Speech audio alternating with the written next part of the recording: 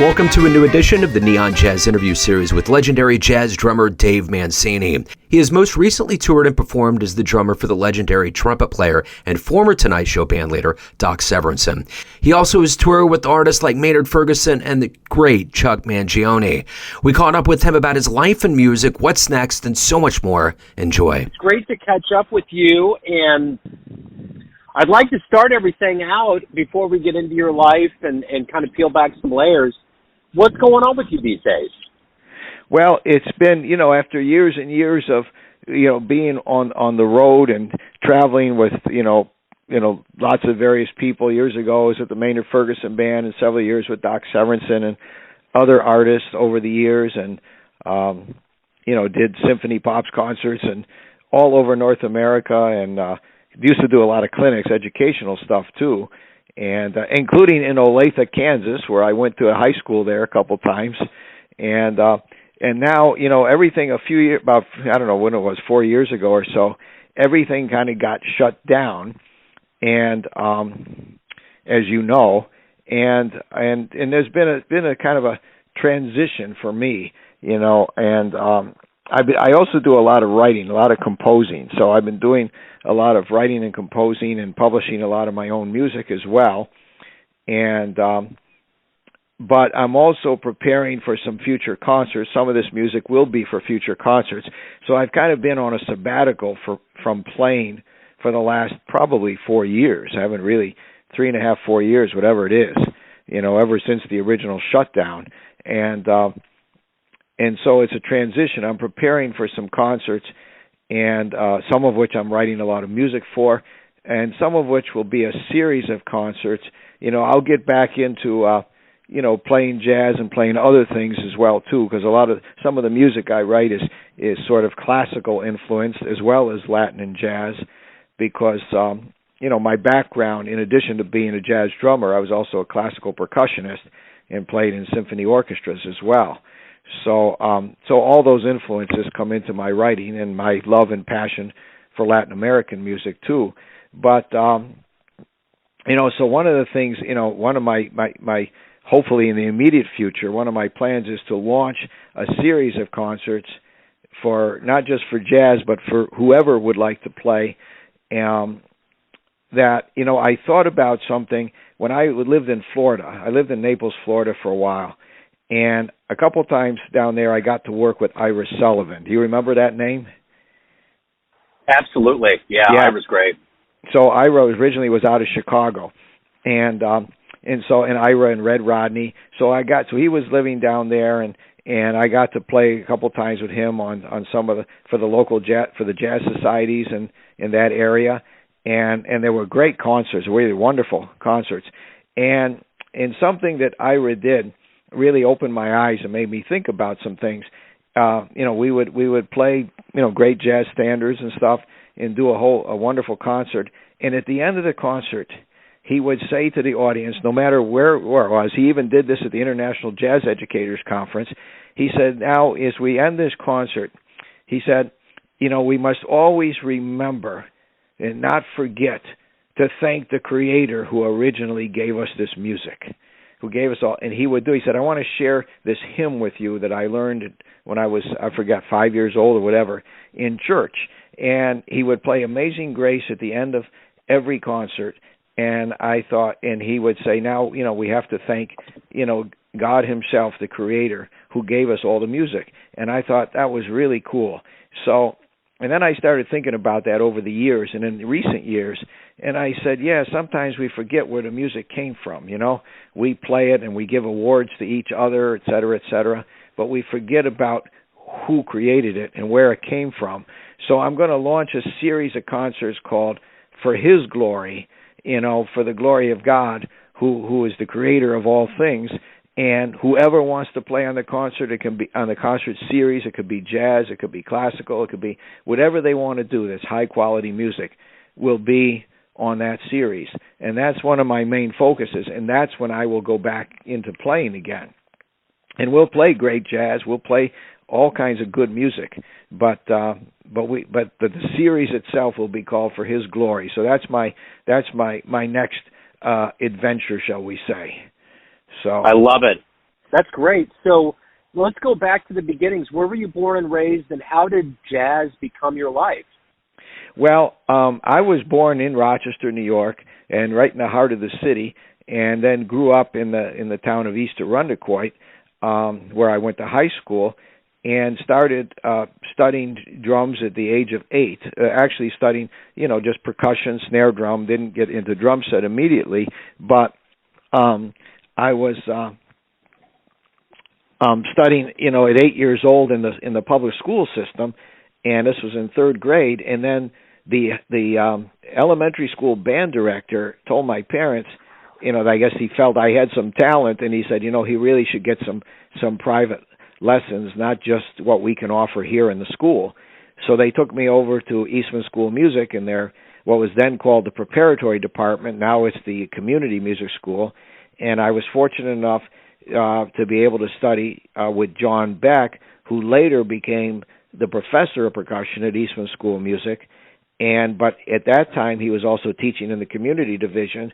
So at 8 years old, I started studying with John Beck and studied with him for the next 10 years until I went to college at Eastman, so stayed right on and went to school there. Now, the interesting thing is John was also Steve Gadd's teacher, and Steve Gadd and I are from the same high school. So I've known Steve since I was 12 years old. So, and he was a major influence on me as well. When I was in high school, the band, because Steve was several years older, but our high school band director contacted Steve and asked him if he would come over and sit in with the high school jazz band that he used to play with when he was a student and just demonstrate for us, which he did. He came over a few times.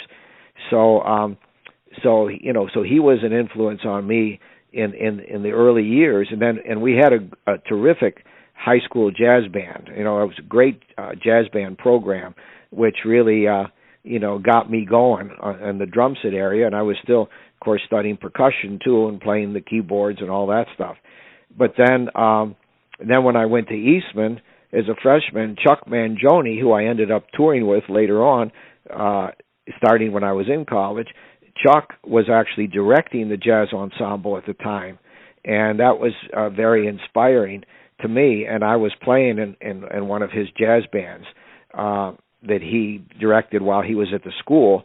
And later he came, then eventually he left the school because he pursued his own career. He did the big Friends in Love concerts and on and on. And he had asked me actually to play utility percussion with him on the road, which I did many times. And while I was doing that, in the early days, Steve Gadd was the drummer for those Chuck Mangione concerts, and I was playing utility percussion. So it was a great experience working with Steve, and it was almost, for me, it was like getting a free drum lesson every night, So it was so cool, just listening to him. And but at any rate, and then when I was in college, I met eventually Bill Dobbins came to Eastman School, a wonderful jazz pianist who just recently retired, and he came from Ohio and joined the faculty, and we put a group together, and he was very influential in really getting me enthusiastic about pursuing jazz, because I was also pursuing the classical percussion side and playing in the orchestras. So I had aspirations of playing with a major symphony, when I was in school, because I enjoyed percussion and classical music as well. But Bill really and that group really got me, inspired me to keep pursuing, the jazz drumming end of it. So, which was great. And then, eventually, I played with some really great Dixieland bands back then. One of the bands was led by Jack Mayhew, who had been part of the Dukes of Dixieland. And if you look at the old recordings, some of the Dukes of Dixieland recordings, you'll see Jack Mayhew playing clarinet. So there was some great bands then, and then eventually that led to me joining the Maynard Ferguson band and going on the road.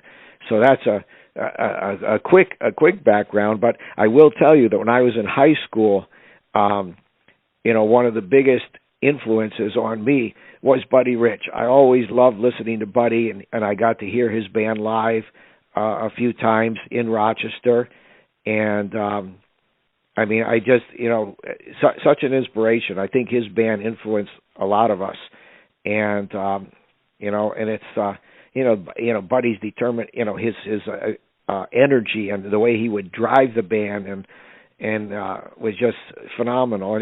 And I worked with Doc Severinsen later on for several years on the road, and I saw the similarities, Buddy and Doc and that whole generation, Benny Goodman, Dorsey, Tommy Dorsey, the dedication, the hard work, it was amazing. It was so inspiring. These guys, I mean, they didn't give 100%, they gave 150%, and they expected you to do the same. So anyway, there's a little background of how I got into it. Yeah, so what was the first live jazz show you ever saw that blew you away? The first one that I ever saw? Yeah. I'd have to say it was the Buddy Rich Band in high school.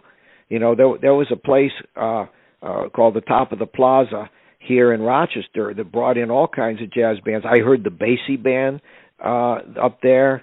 I think Butch Miles was playing drums with him at the time.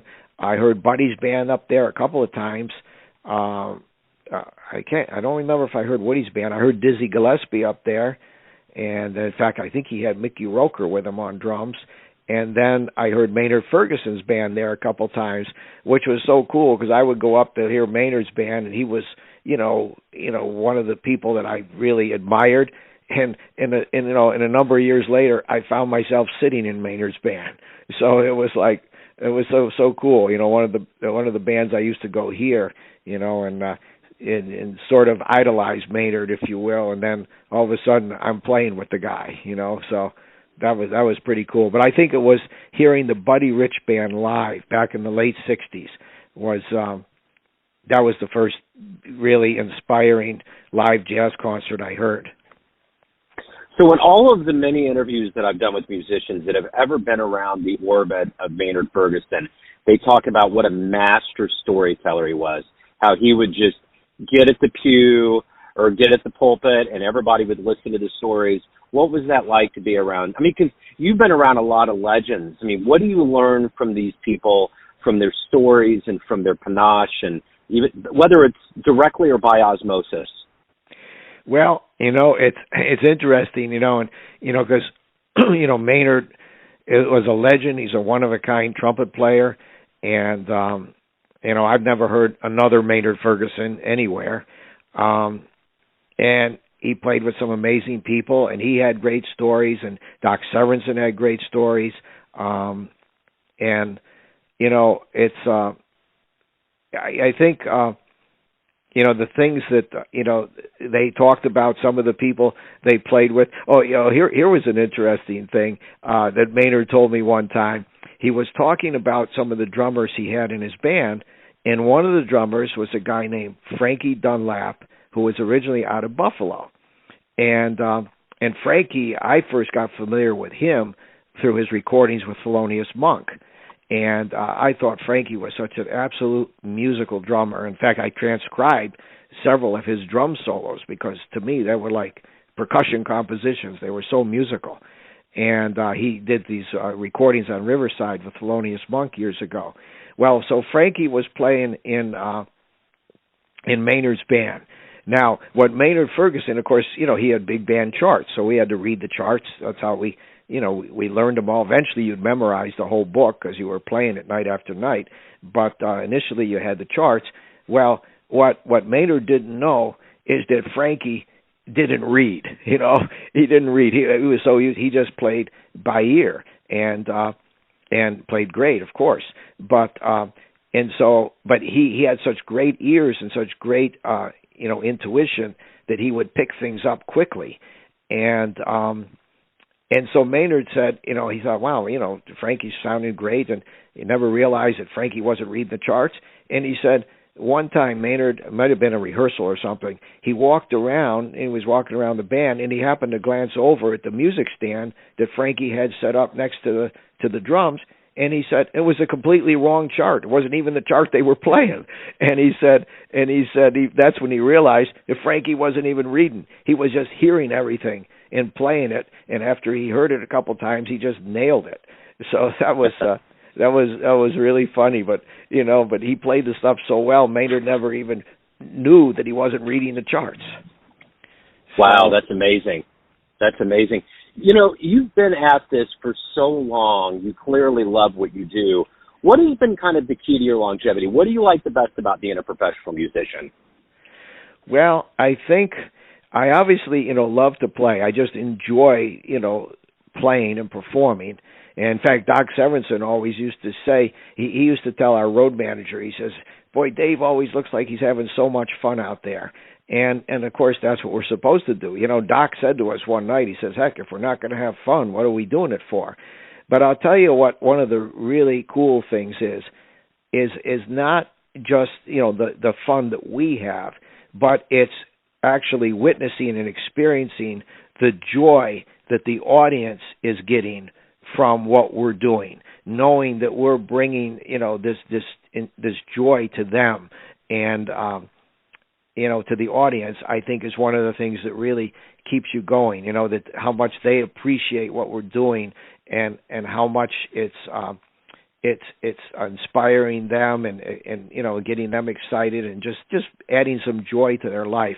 I think that's what I used to say, that the joy that I get is from seeing the joy that the audience is getting from the performance.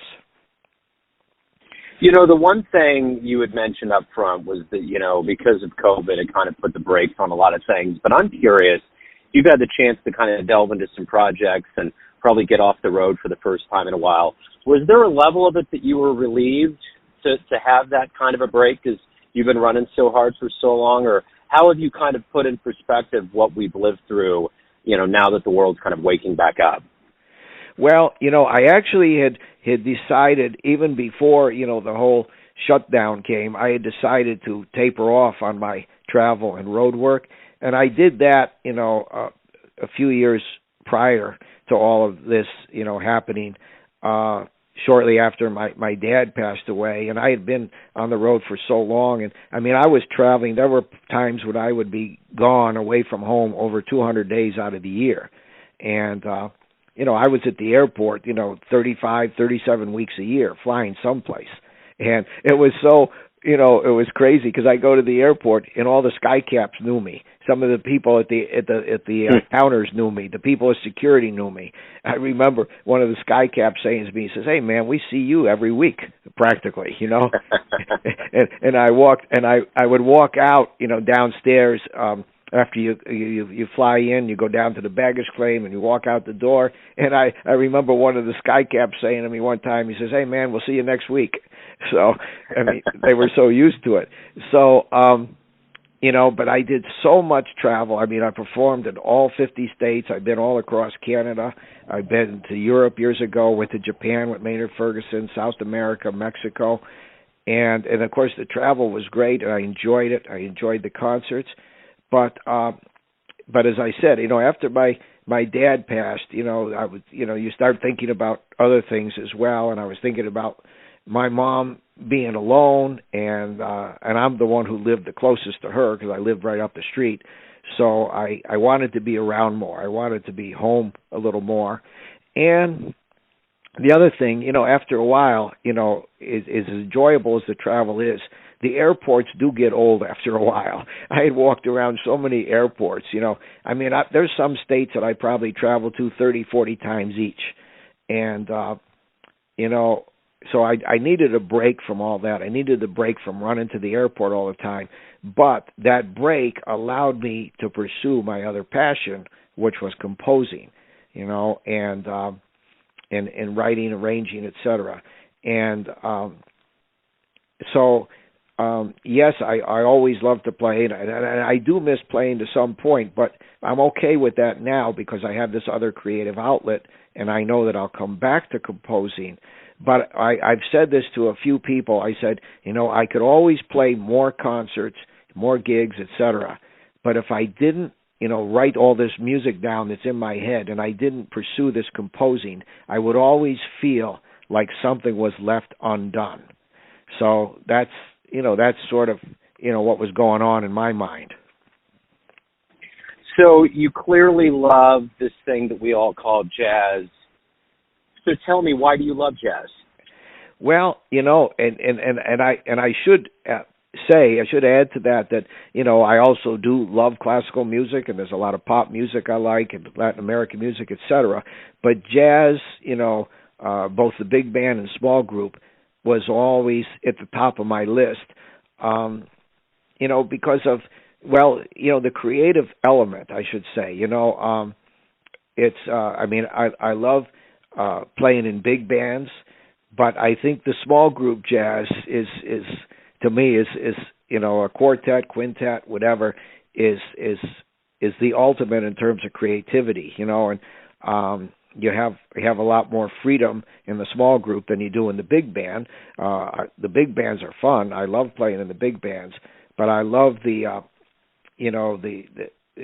freedom you have in a small group, to really express yourself and be more spontaneous with it. And that's something, as much as I love the classical music, and I've played, symphony pops concerts with most of the major orchestras in North America, but it's a different animal, so to speak. You can't take chances when you're doing that.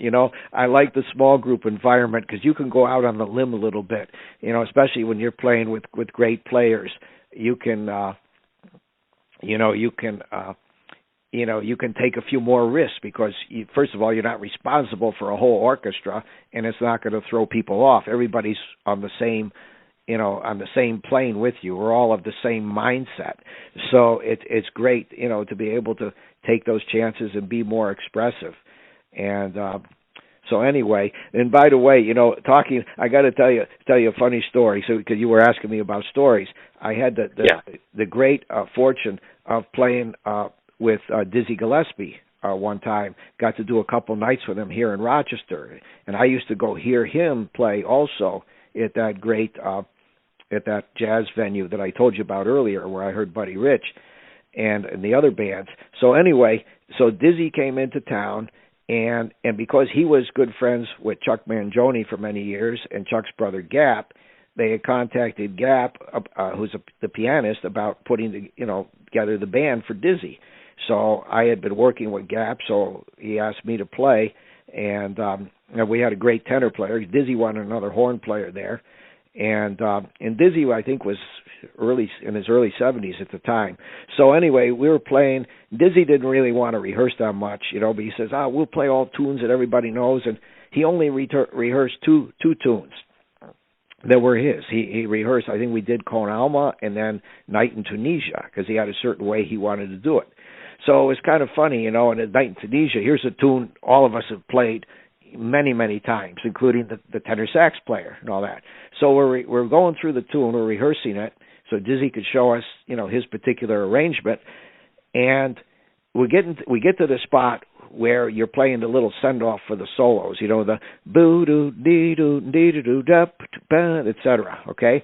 So the tenor player is playing that, and with the send-off, to start lead into the first solo, and all of a sudden Dizzy stops everybody, and he looks at the tenor player and he says, "It don't go like that."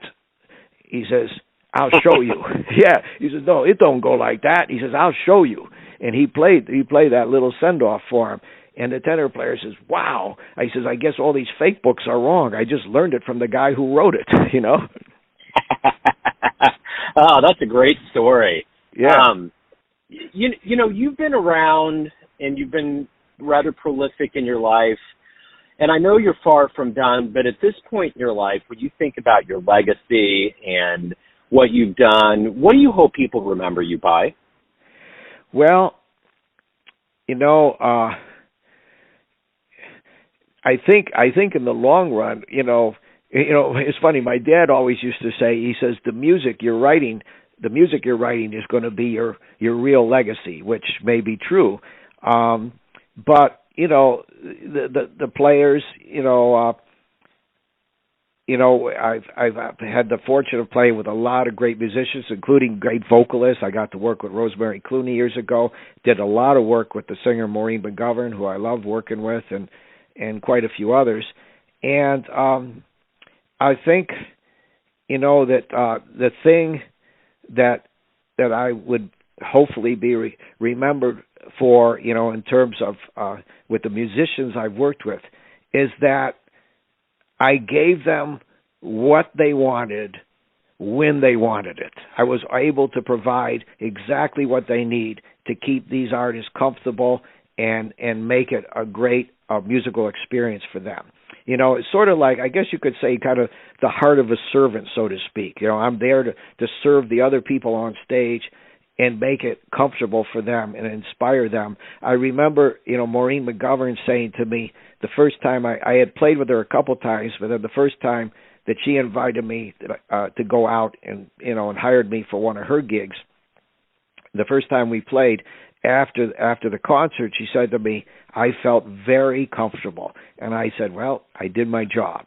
That's what I was supposed to do, create that environment, musical environment or musical atmosphere for her to do what she does.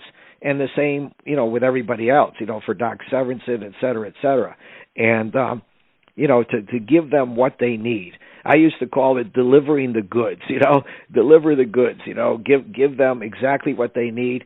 Give the orchestras, when you're playing in a symphony orchestra, pop setting, give them what they need. I had a principal French horn player here in Rochester, New York, tell me one time, he says, you make us play better. And I thought, well, I guess I'm doing my job, because that's what I'm supposed to do, is to make everybody else's job easier, so that it's enjoyable for them. So I think that's the thing, and I think that's exactly, and I'll tell you who probably inspired that in me was Steve Gadd, because that's what Steve does. He gives all the artists exactly what they want and what they need, and that's why they all want to work with him, and Steve's a wonderful soloist too, but his whole thing is about, playing for the music and making the music happening and giving them the right groove, that's why he played on so many recordings, so. Yeah, that's well said. Dave, this has been wonderful. Thank you for opening up a door into your world, your great lineage of jazz. I appreciate the stories, and best of luck with this next venture in your life. Oh, thank you so much, Joe, and I appreciate it, and thank you for giving me the opportunity to speak with you. I appreciate it. Thanks for listening and tuning in to another Neon Jazz interview, where we give you a bit of insight into the finest players and minds in New York, Kansas City, and spots all over the globe, giving fans all that jazz. Thanks to Dave for his time, energy, and cool. If you want to hear more Neon Jazz interviews, you can find us on Spotify and Apple Podcasts. Subscribe to us at YouTube, and for everything Neon Jazz, go to theneonjazz.blogspot.com. Until next time, enjoy the jazz, my friends.